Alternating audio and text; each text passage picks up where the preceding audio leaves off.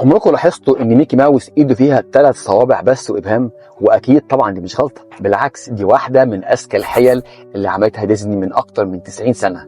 خلينا نرجع لسنه 1928 وقت ما ظهر ميكي لاول مره في فيلم ستيم بوت ويلي. وقتها ما كانش فيه كمبيوتر ولا برامج انيميشن، كل مشهد كرتون كان بيترسم فريم فريم بايد الرسام على الورق.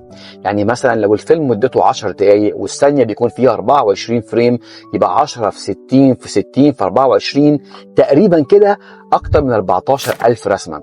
وبالتالي كل تفصيله زياده في الرسم بتزود التكلفه والوقت. وهنا بتيجي عبقريه فكره والت ديزني، نشيل الصباع ونوفر الاف الدولارات وساعات كتير من الشغل.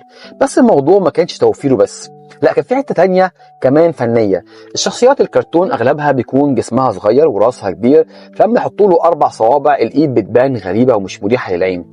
ال3 صوابع زائد الابهام عملوا توازن بصري وخلت الايد شكلها طبيعي ولايق على كاركتر مش طبيعي وخيالي. والقرار ده موقفش عند ميكي بس، بطوط وبندق ويني ذا بو الكل بنفس القاعده. والفكره دي بعد كده بقت خلاص اساسيه في كل عالم الكرتون، زي مثلا باكس باني، دافي ذا دوك، سيمبسونز، حتى سبونج بوب كلهم عندهم 3 صوابع وابهام. يعني قرار اتاخد في 1928 هو اللي شكل شكل الكرتون لحد دلوقتي.